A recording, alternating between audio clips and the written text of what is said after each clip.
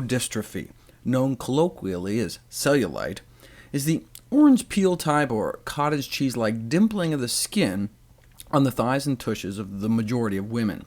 Since it basically results from excess fat storage, attention is turned to spermine and spermidine as potential culprits.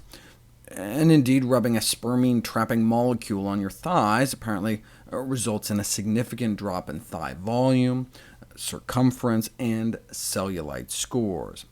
This potential culprit, spermine, was first discovered in human semen back in the 1600s, but only recently quantified in food. Top sources in the American diet: ground meat and lunch meat, such as ham, turkey, bologna, salami, as well as green peas, which is also the primary source of spermidine, along with cheese, such as American and cheddar. So, would eating some cheesy-peasy meat casserole make... Very sharp and a fast camera to shoot on. It tracks autofocus and has a very long amount of shots before you actually hit a buffer at that high 12 frames a second. I really can't say enough good things about this camera, but the cons are that the price is $6,799, and that's for the body only. That's a rather expensive camera. It's more expensive than the previous regular 1D Mark III and IV were when they came out. However, it's cheaper than the 1DS, which used to be the only full-frame camera that Canon made that was slower. So essentially you've got a 1DS that now shoots 12 frames a second and has a great autofocus system. So Canon is sort of justified in where they've priced this camera. I do have a couple of other complaints, like that GPS wasn't built in. You have to purchase a separate GPS unit, plug it into where the Wi-Fi connector plugs into. This just sort of gets in the way, and it's a little slower than having the GPS built in. It also doesn't have a headphone jack, which would be great for video, to be able to monitor your actual recording. It's something that we do with video cameras, and Canon has not decided to put that on a rather expensive Pro DSLR. The intervalometer being missing, and just the actual size and weight of it. This is not the easiest thing to travel with. It's also very noticeable when you're walking around with it. So you're not going to blend in as a tourist. People are going to come up to you and ask you about your camera and what you're shooting and look at what you're shooting, which is rather distracting. The basic summary is that while this camera is really outstanding, the 5D Mark III, which is about $3,000 less, is a very, very close competitor to this camera. Canon, for the first time, has put in the same autofocus system, however not the same metering and tracking system, into the 5D III. It is also 6 frames a second. It's a little higher megapixels and a little bit higher noise, but it is an outstanding camera. So I'm still going to give this Canon 1DX a buy, even though it is a lot more expensive than a 5D Mark III. If you're looking at a 1 series professional camera, I feel that it's a better choice than Nikon's D4, and I feel that it's a fantastic camera. So I give it a buy, with a but of that you really should be buying the 5D Mark III unless there's a very good reason for you to upgrade to the 1DX. This is Russell Tammany for Before You Buy, reviewing the Canon 1DX. Thank you, Russell. I now have Shannon Morris, producer of Before You Buy. Hi. Hi, Shannon. How's it going? It's very well. New employee of Twit. Yes, Everybody's thank so you. glad to have you. You've got the 1DX. Yeah, don't tell anybody. And I'm I noticing locked you're Russell sort in of the back double room. palming it because it's heavy. It's like 4 pounds. It's really, really heavy. Yeah. In fact, I think I heavier said than my something cat. like, "Oh, I think this is 7 pounds," and someone said, "No, it's only about 4.5." But Wow. it's heavier It than feels your like cat. a lot more. Yeah. And he mentioned in his review how when you take pictures, yeah, they go so fast you can't even see the shutter move. Yeah, Try it out. Listen, this is a beautiful, beautiful camera, and I think that it's priced pretty much all of us out of even. Oh yeah, Which which breathing is why I on locked it. Russell in the back room, and I'm going to take it home. Yeah, and, Russell's got a lens on here. He said it was another about $1,800. Mm-hmm. So I mean, this entire package is the sort of thing where if I'm on a vacation, I don't even want anybody to see me holding this because they will Definitely take not. my head off Yeah. and steal it. It's beautiful. if you're a pro, and especially if you're really concerned with action photography, photojournalistic Oh, yeah, stuff, this would be perfect where for that. it's super fast shutter speed and a lot of storage all at once, makes a lot of sense. Yes. For the average consumer, I just prefer to drool. Definitely go for Not the 5D on it, if of you're course. average consumer. Yeah, exactly. Exactly. You have another review coming up. I do, yeah. I'm reviewing the Logitech keyboard that I'm checking out this week. All right, cool. Well, we'll get to that in just a second. But first, we're going to take a little break. And to help us through the break with strength and speed is Leo Laporte. Hey, before you buyers, can I tell you about the best deal you'll ever get? Stamps.com. I know if you go to the post office, you know, it can sometimes be a little bit of a time sink. Wouldn't it be nice if you could print postage whenever you need it? Well, you can anytime. Postage on demand. And no, you don't need a postage meter. In fact, this is going to save you like 80% of the cost of a postage meter. It's Stamps.com. And you've already got everything you need to use Stamps.com. You got a computer? Check.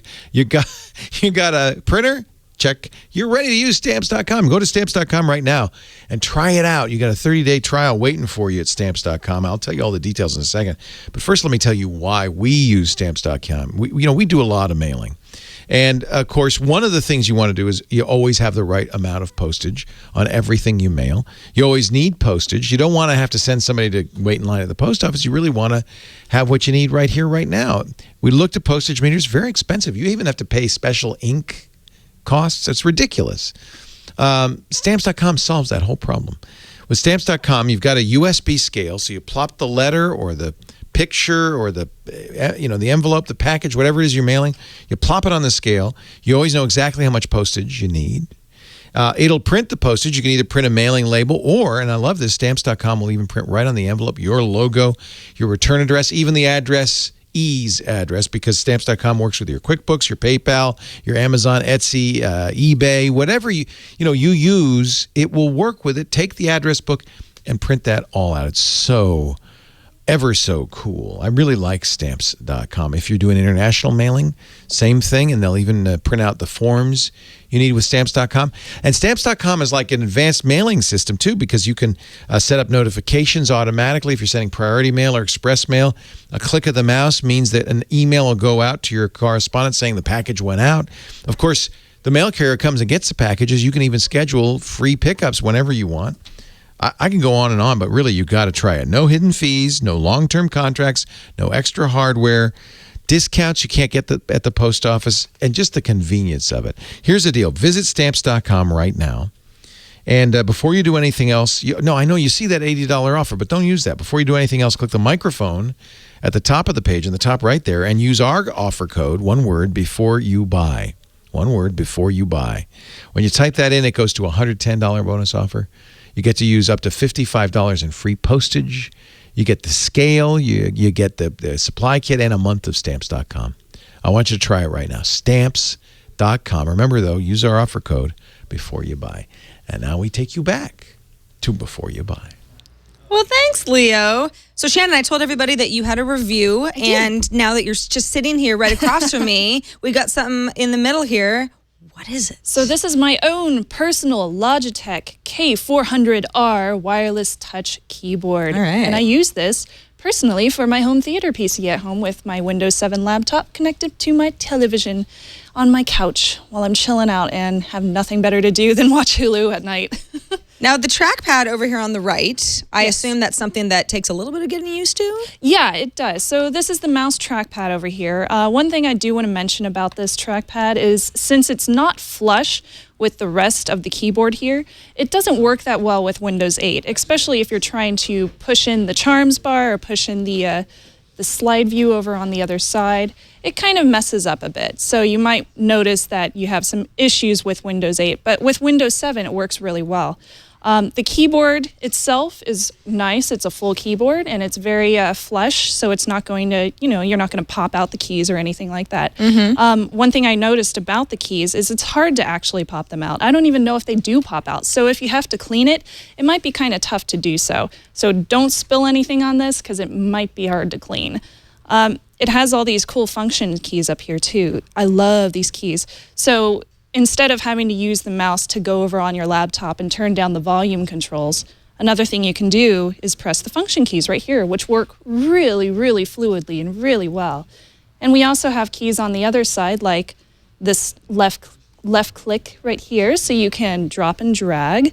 So you don't have to necessarily use the mouse on the other side for that. You could use 2 thumbs. So, for example, if I wanted to, I could hold down right here and move the mouse to move around windows. Isn't that cool? Yeah. That's great. Yeah. Now, I mean, it's wireless. You obviously, might want to be able to put it on your lap and it'd be Yes. somewhat comfortable. Is it light? Yes, it's very light. It's less than a pound. I would say maybe 5 ounces or something around there. And you can sit it on your lap. It's really comfy and you can just click away. And the keys are really soft. So while you're watching a movie or something like that and you want to type on it, maybe Write search. your novella. Write and your not novella. Bother You're not the going to person next bother to you. anybody by typing on it because it's so soft. You can barely hear it whenever I click on the keys. It does have an on and off button on the back right here. I did notice one day, for some reason, it wasn't registering when I had my laptop on. And I was like, what in the world is going on? Turns out, yeah, the button was the wrong way. So I kind of messed up there, but hey, it was all right. And also, it takes 2 AA's. So that's one downfall for this one is because it takes 2 AA's, it does have to be you have to put in new batteries now and then. It's not rechargeable. I would prefer if it was rechargeable myself, but at $30 for the price tag, you really can't go so wrong with that. And last but not least, it also uses the unifying receiver, and it has this nice little place inside this tab for you to stick it in, so you won't lose it if you have to travel with the keyboard itself. So you just use the unifying receiver like any other Logitech wireless device, and it can work with up to 6 different Logitech devices in the same laptop. Just plug it in and you're ready to go. No download needed of the software on this, which is also very cool. So my pros and cons for this. First of all, the pros, of course, it is very comfortable to use. It's lovely, and it's a $30 price tag, which is great. And the cons. It does look kind of cheap. It feels kind of cheap. Like if you knock on it, it feels like it kind of bend around a little bit. And it takes 2 AA batteries. I would really, really prefer if it was rechargeable. So where are we looking on the buy or It's the a buy. Okay. Yeah. Good. I love this thing. It is my favorite device. I use it every single night. I haven't had to switch out the batteries yet, and I've used it for about a month almost every night. So yeah, it's a very good device. It's handy, and at $30, you really can't go wrong with it. All right. Well, we got a buy from Shannon Morse on the Logitech wireless keyboard. Model number? K400R. Good memory. I was like, what is that again? You should see what I'm reviewing later. There's no way you can memorize the model number on that. Thanks so much. Thank you. Now we've got a very special review, something that many of you are probably wondering about. What did Leo think about his brand new iPad mini? He's going to tell you. Hi, I'm Leo Laporte with a review of the latest iPad, the iPad mini from Apple. Now, I got the Wi-Fi version, so it just came in. They come in black and white and in a couple of different memory configurations, 16, 32, and 64 gigabytes.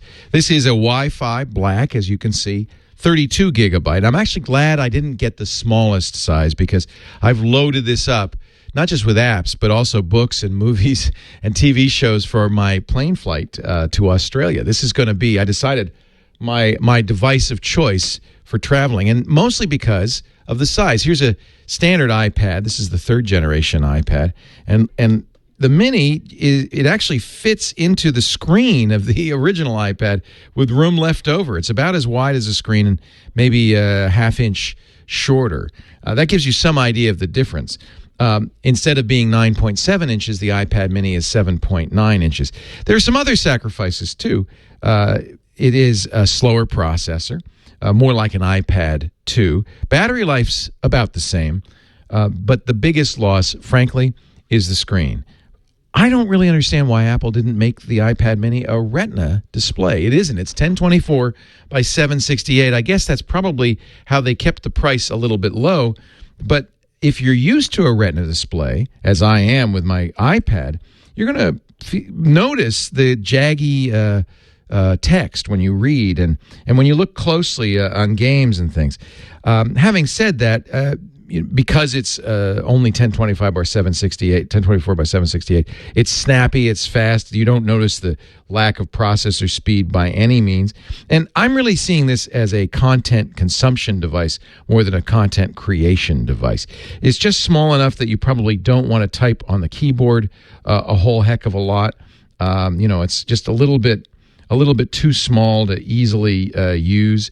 Of course, if you have a standalone keyboard, it's going to be designed for the width of the iPad, not the mini, and it's going to look a little bit funky. A Bluetooth keyboard would probably look all right.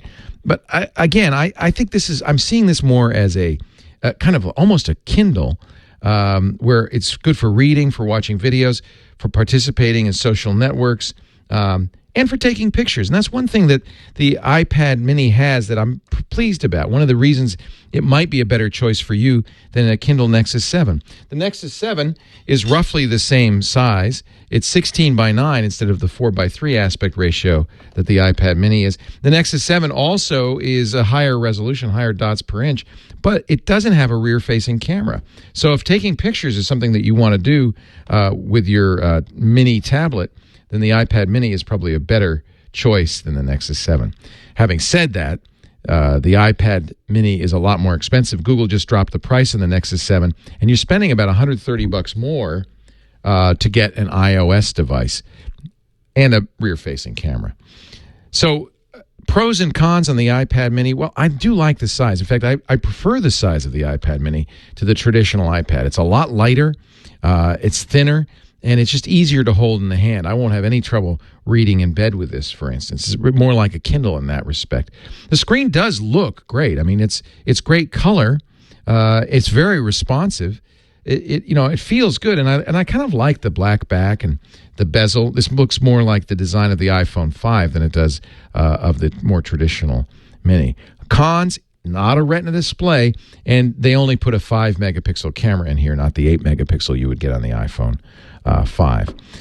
Price is a mixed bag. It's a lot less than an iPad. It's the least expensive iPad, $329 for 16 gigabytes, $100 more to add another 16 gigs, and another $100 to get up to 64 gigs. But that's a little pricey. $429 for this 32 gig iPad Mini, when $499 get me a 16 gig regular iPad with a Retina display. And of course, when you compare it to the Kindle HD Fire, which is $200, or the Nexus 7, which is $200, it really doesn't seem like a very good deal at all. It seems a little bit pricey. Here's what I wish. I wish Apple had said, fine, we'll put the faster processor in. We'll put a Retina display in. Maybe even put a better camera in. Charge more for it. But tell people, look, it's everything that the iPad 4th generation is. It's just a little bit more compact. That would have made me happier. Apple kind of compromised. They didn't get it as inexpensive as the competitors, and they didn't get it as powerful as their big iPad mini. So try, buy, don't buy. I have to say, I'm going to give this a don't buy. I'm very happy I have it. I actually love it, and I'm going to carry it. But I just have a feeling that Apple, maybe even in a few months, will release a Retina version of the iPad mini, and many people will say, gee, I wish I had that instead.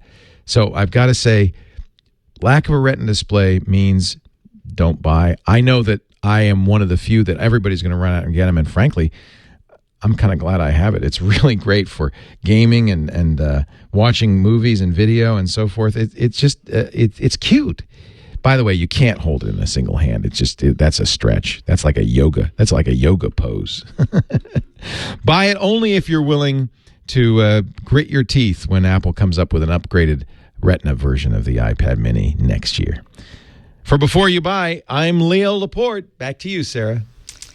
Thank you, Leo. He doesn't like it. Yeah, I'm kind of surprised. He likes Don't it. buy. He says, I love it, but you shouldn't buy it. But you shouldn't buy it. Right. Well, I can understand that. With the price point, there are a lot of other options out there that people will probably go for. Yeah. I mean, I think the price is a real stickler. I know for me, the lack of Retina display, just because I have it's the 3rd gen iPad, which is previously known as the new iPad. Now it's the old new iPad. It is Retina. I love it. Yeah. My iPhone is also Retina. So now to have the 3rd piece, I'm still waiting on my LTE iPad mini because it hasn't shipped yet. it's going to be a little strange. I think I'm probably not going to want to have everything go back and forth between everything. Oh, I'm sure that would be kind of awkward seeing the difference between retina right there in front of your face. Then again, I've got people saying the screen is small enough so that it's really not a deal breaker. I'll have to know. With my own trial and error and the apps that I use most regularly, does it matter if it's not Retina, if the screen is a little bit smaller? Yeah, I'm a little contemplative on this one. I think I need to actually go to the Apple Store or check out yours when it comes in later this month. Well, I hope it comes this month. I don't have a shipping date yet, and sometimes I fear I'll never get one. But yes, once I get it, I'll bring it to work, and we can all take our notes from there. Great. All right, I've still got my own review on the show. I'm gonna review a new monitor. But before, we want to take a moment to thank Squarespace. They're our second sponsor of this episode of Before You Buy. And what's great about Squarespace is they have a new content management system all built into Squarespace 6. It's the new Squarespace. It is awesome. I mean, it's faster and easier than it's ever been to create a website, a blog, an online portfolio that makes you look like a pro. It is high quality. Squarespace has always been known for this, but the new Squarespace is better than ever. Part of that reason is a really good mobile experience. Used to be that you make a beautiful website and everything looks great, and then somebody goes to your website from one of these devices and it's stretched or it's weird or the images don't show up properly. Squarespace now makes 7 different versions of any image you add to your site so that the correct size loads for a device. So it's not only snappy, but it actually works. That's what a professional site is supposed to do. New Squarespace also has really good social media integration. I know that's important to me, probably important to you too. Are you on Twitter 24/7? Well, your site should reflect that. It should be easy to link back and forth between the two. If you post something, a new post on your Squarespace blog, you're really excited about it, you should be able to auto post to other social networks like Twitter. You take an Instagram photo, wouldn't it be nice if it was in the upper right-hand corner, let's say, with a link back to the permalink? Instagram's on the web now, for goodness sakes, of course. So Squarespace has thought of all of that. They've got integrations with Dropbox, with LinkedIn, with Foursquare, with StumbleUpon. The list goes on. All the big names in social media are represented with Squarespace, and it's so easy to add widgets to your site. Squarespace templates, they have a plethora. I was trying to find the right word to describe how many templates there are just to start from. They're really beautiful, and they're really varied. You can choose something, and it's never going to look anything like anybody else's website online. And once you've got your blog up and running, you're really happy with it, you can make sure that you have a really good idea of who's visiting, stats, behind the scenes, overview of your traffic each day and who's commenting and where they're coming from, and all that information that helps you make the best website possible is at your fingertips. And I can say, because I've got a Squarespace blog and I've run into little questions here and there, that their customer support is top notch. They've always been extremely responsive and able to answer my questions really easy. So here's what you do. We want you to try a free trial. Go to squarespace.com and sign up for a free account. It's very easy to do. You don't need a credit card at hand or anything like that. You just try it out. Then if you decide to purchase an annual plan or even a monthly plan, just use the offer code before you buy 11. So that's all one word, before you buy 11, and you'll get 10% off your first purchase of an annual or monthly plan. Don't forget, Squarespace is kind of a one-stop shop, right? So if you buy an annual plan, you also have free domain registration. So if you're going to go for a year, you might as well get that domain registration bundled in. That's squarespace.com, and try it out. When you're ready to buy, figure out what plan is right for you and use that offer code before you buy 11 for 10% off. And we thank Squarespace so much for sponsoring this episode of Before You Buy. All right, Shannon, I mentioned that I had to refer to my notes to get the model number for this beautiful monitor. You've been looking at it throughout the show wondering, what is it? Well, this is actually what I'm reviewing. This is the ViewSonic VX2370S MH-LED monitor, or you could think of it as the 1080p IPS monitor. This is first of all, let's talk about the price, because it's $258. There are a few models of this ViewSonic monitor that are out. This is one of the nicer ones. I think they start, in the high 100s. Still very affordable. It's an LED monitor, 1080p. It's 1920 by 1080. Of course, this is just a monitor, so it depends on what you're using as your source material. But if the material is pretty nice to start off with, as we can see here on the monitor, it looks pretty good. ViewSonic says that they've got a frameless bezel here. Now, when we were plugging it in for the first time, without the image, we were like, wow, it really is almost no frame at all. Now, of course, oh, thank you. Of course, once you get an image up, it sort of, again, depends on what your source computer is. We've got a little bit of a framing issue on sort of the left, right, and the top, not really on the bottom. We had a bit of an issue with the laptop getting it to scale up correctly because it didn't have the correct resolution to match up with the monitor. Exactly. But, that happens. That happens. And again, it depends on what you're using this monitor with, right? So there's some potential issues here, but for the most part, it looks really nice. Let's see if I can turn it this way a little bit just to show you how thin it is. It's very thin. Hey, man. Hey, new iMac, you got nothing on this. Actually, I think the iMac's a little bit thinner. But in general, it's about the same footprint, right? You've got a nice thin monitor here. You've got your you sort of your angled foot. What happened when I first took it out of the box is I had the monitor and the vertical part, but not actually the bottom part of my stand connected. And I thought, oh my God, am I really is this like an IKEA thing? I got to put this thing together. It was actually extremely easy. It took me 30 seconds. You kind of just lay it down and screw and the parts are all there. So not a problem. In the back, if you're wondering what connects to this guy, we've got our power, AC adapter, we've got HDMI in, we've got VGA, we have DVI. The VGA and the HDMI cables come bundled in. The DVI does not. Then you've got a speaker and microphone out, and it comes with one audio cable. What's kind of cool about this guy is that there's also built-in stereo speakers here. Kind of hard to see. I assure you they're there. They don't sound awesome. So they're there, but they don't sound awesome. But certainly, I mean, if this is something that would be like an external monitor on a laptop, it certainly could rival laptop speakers, depending on the laptop that you're using. And of course, if you're looking for, well, where's your onboard settings? These, there's some little numbers. Thank you. This is also where the power button is. Shannon and I, it took us a little while to find that because it's cleverly hidden. Once you know it's there, it's not a big deal, but it is a little bit hidden. So what are our thoughts? The pros, I think, are the price. The price is very attractive. $260. That's very doable. It's nice and thin. It's pretty. I don't know. It's pretty substantial. Mm-hmm. The picture looks pretty nice. I think the cons are it's not that heavy, and that's because it's a little bit flimsy feeling. You kind of get, I think, Shannon, maybe some of the same feeling that you were getting with your wireless keyboard is, yes, it's nice and light, but it's not that substantial. We've got some plasticky feelings here. Might be a little dangerous to have a cat around it. Yes, exactly. It's not very cat friendly. I see this, let's see, what else? And it might be nice to have more than one HDMI input.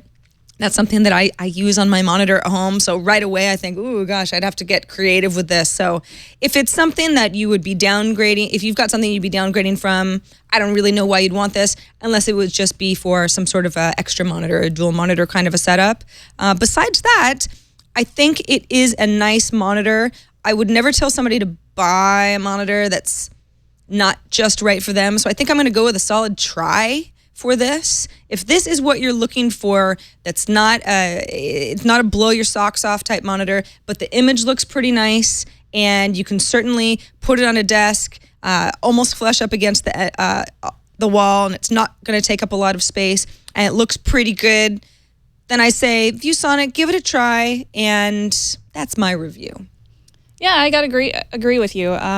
This is definitely better than the monitors that I have at home on my gaming PC. Mm-hmm. So I could definitely see myself upgrading to this, especially since it's so cheap. $260, you said? Wow. Yeah. That's a great price. Isn't it? Yeah, I could totally game on this. You could game on this. Again, second monitor, if you've got a little bit of room on your desk or for whatever reason you need another one and it's just not the right time for you to splurge for that monitor that you want so badly that might be a little bit I don't know, nicer than this. But yeah, it's a good one. My one little gripe is there's sort of it almost looks like a cartoon character type thing. And this is burned into the bottom of the bezel ViewSonic here. logo. It's so cute. Yeah, it's okay, I guess. I'm a little bit of a purist. It looks like a little sticker. And I want to get rid of it, and you can't. I thought it was a button when we first saw the monitor. So it doesn't actually do anything, but there it is. But that's a very minimal gripe. Otherwise, ViewSonic, again, that model number is, and I can't. How could you possibly remember it? VX2370S little m little h LED. All right, I think we've come great. to the Thank end. you, Sarah. Thank you so much. The end of my stop me while I'm still ahead. We've come to the end of our show, haven't we? Yes, we have, sadly. I have a bunch of other stuff in our office that we could review. You do. That's the great thing about having you around now is that it's like, ooh, what toys does Shannon have in her like her Christmas. office? It's true. And every once in a while she sends out emails like, new Christmas shipments, who wants them? And then it's like, I want it. Yep, it's so true. So yeah, over the next week, a lot more reviews being conducted. And who's your guest host while Leo's gone next week? Next week will be Ton Merritt. Awesome. Very exciting. Yay. Yeah. All right. Well, thanks everybody for joining us. Of course, you can catch up on old episodes at twit.tv/BYB. You can email any suggestions or reviews or what have you to beforeyoubuy@twit.tv. For Leo Laporte, I'm Sarah Lane. Thanks everybody for joining us on this episode. I will see you next week.